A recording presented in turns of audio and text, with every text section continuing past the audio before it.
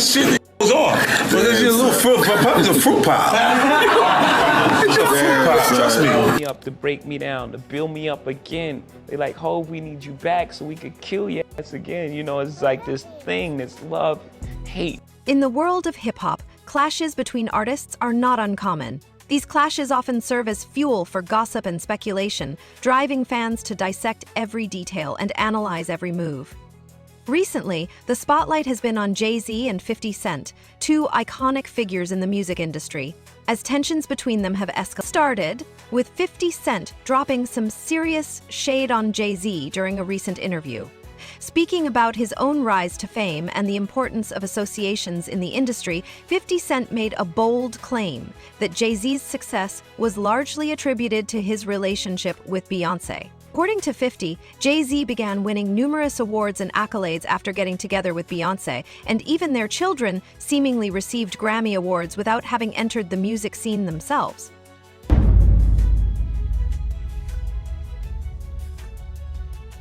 You made a comment, right, saying that you knew someone that went through Jimmy Henchman proffer agreement for a drug case. And the proffer agreement revealed that Jimmy Henchman, he could have walked away if he would have given up Diddy. What you mean by that? Well, what happened is that they had 9 different sessions with Jimmy Henchman regarding his proffer agreement. So that means the feds went in there 9 different times to talk to him. And in those sessions, they asked him, what do you know about Sean Puffy Combs or Sean Diddy Combs?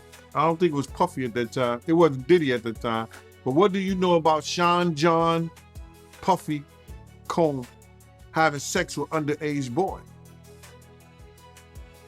And you got to realize, and people never think about this, that Jimmy and his brother, I think they had the same charges. But his brother walked away from that, and Jimmy gets life without the possibility of parole, I think. Which is crazy for any drug charge. Nobody should spend their life in jail for drug charges and just drug charges. But I think they try to tie him to some murders or something like that. I don't know that to be for sure, but he shouldn't spend his life in jail for no drug charges, not at all. So, but they was gonna let him walk.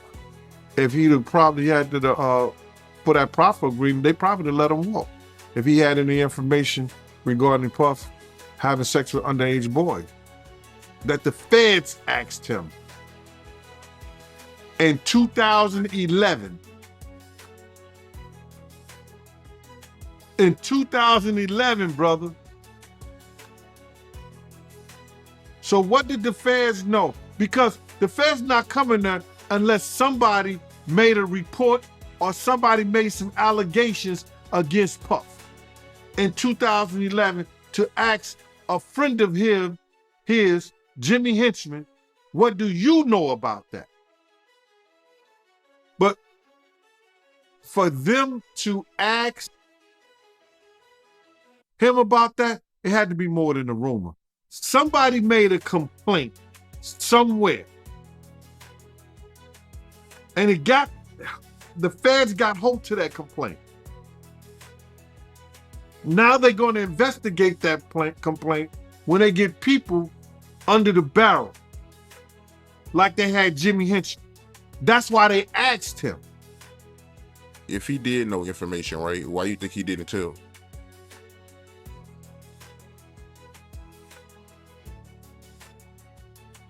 Then they would ask, how do you know? And then it comes into play, whereas that if you know of anybody that's in danger in the welfare of a child, and you see that, and you don't report it, you're just as guilty as the person who doesn't. While some may dismiss 50 Cent's remarks as mere trolling, there seems to be a deeper undercurrent of rivalry between the two artists. 50 Cent has a history of taking shots at JayZ, even recalling a backstage incident at the American Music Awards where JayZ made a subtle remark aimed at him. Despite JayZ's immense success and wealth, 50 Cent's relentless jabs seem to hit a nerve, sparking debates among fans about the true motivations behind his attacks. First and foremost, I just want to say, I know a lot of people want to hear these stories and everything like that, because this is stuff that happened back in the day. And then maybe that if they knew there was going to ever be a YouTube, or they knew there was going to ever be social media, a lot of the stuff probably wouldn't have got played out like it did. But things happen, and these are just stories from the past. I would like to use that as what you call that, just to clear the facts up what's going on. But it all started, we was in Atlanta. And this story starts when I'm with Puff, and he's in exotic bookstores, and he's doing shopping, right? He's shopping, getting his stuff and everything like that. So, you know,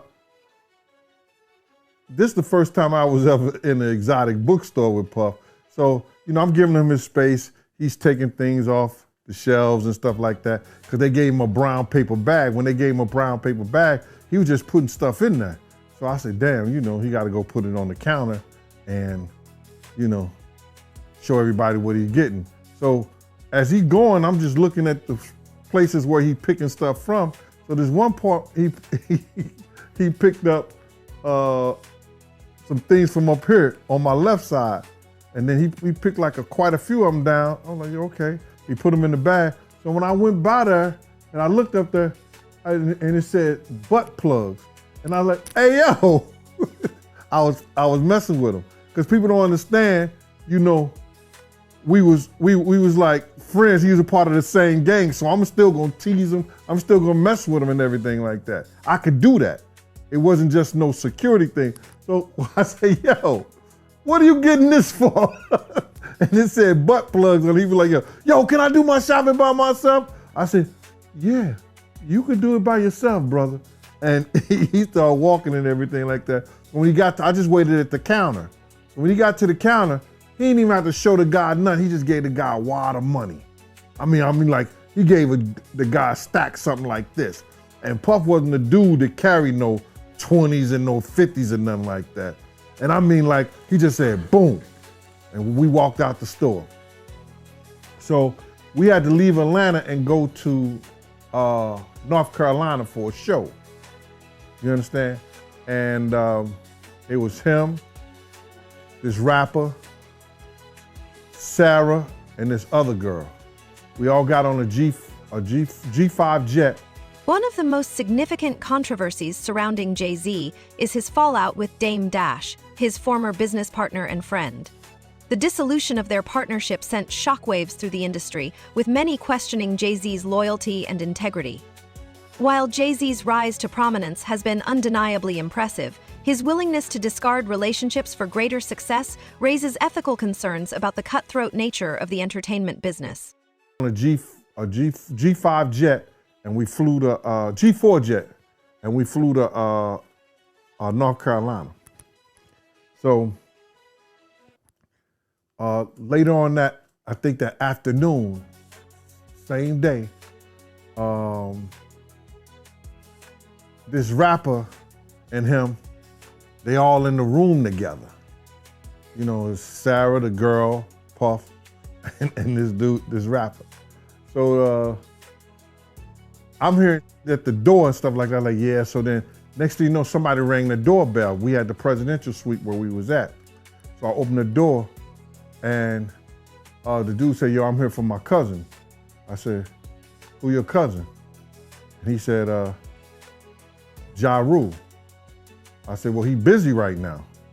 He said, he busy doing what? I said, he with Puff, they're in the room, they busy, they don't want to be bothered. He said, well, I'm going in there. I said, bruh, you ain't going in there, because he told me they don't want nobody to be bothering them. He was like, yo, I don't care, man, I'm going in there. That bull like that. I said, yo, bruh, Jesus Christ had to come down here and take the air out of my body before you get in that room right there. Watch. He tried to bum rush me. I grabbed him and threw him against the piano. When I threw him into the piano, Puff and Ja Rule runs out the room. Puff got his towel, Ja grabbing his towel, but they butt the naked. And so then Ja was like, yo, what's going on? Yo, Jay, that's my cousin. He know me well. You know, and Puff's like, yo, Jay, what happened? I said, he tried to get in the room. I told him he couldn't get in the room. And he was like, Puff looked at Ja. He said, yo, Ja said, you ain't want to go in that room because there's a lot of freaking going on. So I was like, oh, he said it was a lot of freaking going on. So that was basically that story, man. You know what I'm saying? They went back in the room. Dude felt a certain kind of way, and he left out. So I seen them at the concert the next day, and they tried to, form up against me. But my man Frank was like, I told my man Frank, I was like, yo, Frank, put yourself in that position. Somebody trying to get in the room, and Ja told you don't let nobody get in the room. What would you do? Now, y'all can do whatever y'all want to do, man, but I ain't taking no losses. He said, yo, you good, and that was it. Bro, when Ja said, you don't want to come up in there, a lot of freaky stuff is going on. You got to use your mind. What they was doing with those butt plugs. Right.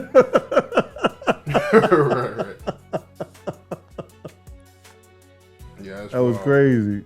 Yeah, it was real wild.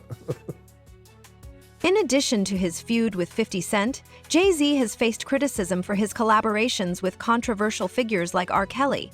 Despite his undeniable talent and influence, JayZ's associations have come under scrutiny, with some accusing him of sacrificing integrity for personal gain. However, JayZ's supporters argue that his success is a result of his strategic decisions and business acumen, rather than mere luck or opportunism. Did you ever do anything with Tupac or no? Did you ever? No. I saw him right before he passed, too. Yeah, that's crazy. Never worked with him, though. What did Tupac do? He did gang-related Poetic Justice. Mm-hmm. He did Juice. Mm-hmm. And he did a couple other things. He did a basketball. Did something with Jim Belushi. Remember he did the one thing? Yeah. What did he do? Can you Above the Rim, mm-hmm. Poetic Justice with Janet Jackson, which I thought it was great. Yeah. Bullet, I think is. Oh yeah, gang-related album soundtrack was actually good. I don't know if you've listened to the gang-related soundtrack. It was Not in a minute. Yeah, it was a really, really good soundtrack. Yeah. Cuba, with all this stuff that's coming up with Diddy and you're on one end, 50 Cent is calling out Diddy and here's what he's doing and all this stuff, and they got the back and forth. Yeah. I got Suge on here. Look at this example. Look what happened. Yeah. And I got Suge on. Yeah, exactly. No question about it. What do you think is going on with all the stuff with Diddy, with Little Rod, with, all the stories that everybody's hearing about? You mean in terms of what? I mean, his house being raided. I mean, that's crazy. That's the craziest thing I'd ever. And then, hey, how about me? I wake up in the morning, I turn on the stage show, and Hector Cuba Gooding Jr. I was like, excuse me, pull me into this. I think whatever he's dealing with, he's on his journey, man. I think that God has got him on a path where I can't imagine that he's stupid enough to do whatever he's doing and keep it on his premises. I think that the raid and all of that stuff, only time will tell who was involved, who had been a frequent guest in these places and areas. It's funny because my lawyers said, every outlet in the world wants to talk to you. And again, I'm not defining myself from some headline in the press. So I stayed quiet. And it's so funny. So I'll tell you a little story about who my girlfriend is. She gave Robert De Niro 3 grandkids. Her name is Claudine De Niro. She married his son, Raphael. They separated, and we've been together for a while. But she, at one point, ran Naomi Campbell's publicity. She, at one point, ran P. Diddy's publicity, right when he started doing the white party thing. Mm-hmm. He had just gotten freed from indictment, found not guilty. Did he?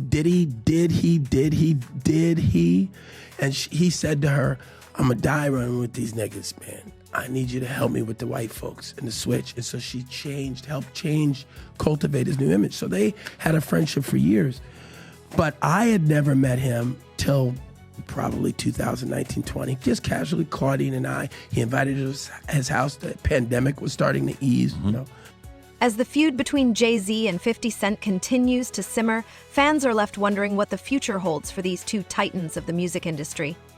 With each passing day, it seems that tensions are only escalating, fueled by a combination of personal animosity and professional rivalry.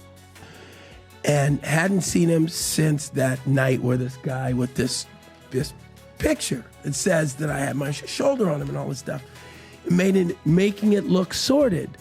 Well, that picture, everyone in the room, there's probably 300 of us on the deck of P. Diddy's, I'm going to show you, on P. Diddy's boat, New Year's Eve. I went from one ship, Happy New Year. So I hung out with Tyson and next ship, there's Drake. This ship had P. Diddy. He had his guy, his videographer. They're listening to music. And he says, hey, Cube, listen, you want to hear P. Diddy's new song? I said, yeah, sure. Sit down next to him. They didn't use this angle, which to me makes me laugh because I go, oh, I get it. You made it look the way you wanted it to look. But that, and if you hold it, you know how you hold it and it does the thing where, can you hear all the people? If you tap it or something, it's a live picture. You see what I mean? It's like, here we are just listening to music. Finished, took the thing off, said whatever I said to him, left. That was it. But this guy who's suing him, going after the money, man. I'm sure. And by the way, I don't know P. Diddy's life. I don't know what he's going through. I don't know what the police are going to find on all of that. Were you guys close? Were you guys friends or? We were acquaintances, just like I just showed you. Yeah. 2-3 times I've seen him. So it's. Oh, so Diddy, you've only seen him 2 or 3 times. That's what I'm saying. That's what I'm saying. So why would they include you all of a sudden in some way? I think because of the darkness of the other grab of the cases that I already had went through. Right. A lot of that stuff is 18 though, 19, right? Those are from 5-6 years ago. That's the cases. Right. That's right. And that was that at the peak of the Me Too movement or was that pre-Me Too movement? That's right. Is Me that's Too right movement, when it kicked off. Yeah, right. That was crazy. Yeah. So it's going to be interesting to see what happens with Diddy. Oh, 100%. Yeah. 100%. But I did not know that you guys only hung out 2 or 3 times. That's it, man. And 50 was with you for your 56th birthday. I think you guys were hanging out together in Miami. Yeah, because we were in St. Bart's on that boat. But then in Miami, which is where I run around now, of course, I ran into 50 and he was promoting his champagne. I've seen Drake 100 times around town. He loves Miami. Yeah. Yeah. 50. I'm big with the rappers, man. How do you feel about 50? How's 50 like? It's so funny. I got a call from 50 who reached out to me and said, we got to uplift our black entertainers and let's work together. I said, great. So we'll see, I try not to voice any of my opinion when it comes to the rap songs because just like everybody else, I'm into that music, man. Are you following the Lamar and Drake thing? No, I just heard about that. Yeah, got it. I mean, that's like a whole. Somebody just got shot today outside of Drake's house. I heard. Did you see that? I heard. So, I mean, it's like drive-by shooting in a gated community. I mean, that sounds a little crazy. Yeah, Drake's security guard seriously injured in shooting at Toronto's mansion. Guard was shot inside Drake's home and had serious. One aspect of this feud that has captured the attention of fans is 50 Cent's relentless attacks on JayZ's credibility and integrity. From questioning the legitimacy of his awards to accusing him of abandoning former collaborators, 50 Cent has pulled no punches in his criticism of JayZ. While some may dismiss these remarks as mere provocations, others see them as a reflection of deeper underlying tensions within the industry. On life-threatening injuries while the assailant fled in a vehicle. Yeah, I say to them, just like I said to Tupac when I saw him in the lobby of that hotel in Chicago. He said, hey, man, help me, man. Give me some advice. I said, hey, man, just remember your artistry first. I know you're getting caught up with all this madness, but you're an artist now. He said, thanks, Cube. He hugged me and he went off. And how old was he at the time? Well, 2-3 weeks later, he was gone. Oh, no shit. I saw him, and here's the second time I saw Tupac. This is a true story. Now, I don't like the conspiracy things. But that day, he was in a convertible like Rolls Royce. He was at the stop site, and I was on a hockey tournament, so I was in Vegas as well, playing hockey, and Tyson had his fight, and I jumped out of the car and I ran up to his car. Pac, it's Cube, and all these cars, boom, boom, boom, boom, with the guns. Get out. No, that's Cube Good, man. Hey, that's Cube Good. And I go, oh, sorry, man. He goes, you good? I go, I'm good. I'm sorry, guys. Got in the car. So that happens that day when the sun's out, and at night they get shot and there's no cops around. Here. That's a true story. I was involved in that. So in the morning, few hours later, he's gone. Yeah. Yes. And so where were all of those undercover cops that pulled the guns on me when I tried to approach him sitting in his car convertible? What are you saying? I'm just saying it's weird that they were going to blow me away, and I'm Academy Award winner. That's all I'm saying. Yeah, because that's 96. So Yeah. at 96, you're like everywhere. I'm the man. Yeah, you're the man in They're like, 96. we don't care. Get away. Back up. That's crazy. Yeah. By the way, what did he pay you for Jerry Maguire? I forgot to ask you earlier. Was that your big couple payday? No. Yeah, at that point, $600,000. What's the biggest you made for a movie? Oh, Snow Dogs. I can't talk hell about Snow Dogs. Oh, that was a good year. Well, that's a 1-2 hit, baby. 13 million total that year. Wow. I made a lot Get of money. out of here. Yeah. Good Oh, for yeah. you. You know that money's gone. Good. I already spent that money. Really? Yeah, $13 million. I understand. Yeah. I'm assuming you made some good investments. I made some investments, but that money. Hey, final. So if you like this clip and you want to watch another one, click right here. And if you want to watch the entire podcast, click right here. At the heart of this feud lies a fundamental clash of egos and ambitions. Both JayZ and 50 Cent have carved out their own paths to success, but their approaches couldn't be more different. JayZ is known for his calculated moves and strategic partnerships, while 50 Cent has built his brand on a reputation for being unapologetically outspoken and confrontational. This clash of personalities has fueled the fire of their ongoing feud, with each artist vying for dominance in the ever-evolving landscape of hip-hop.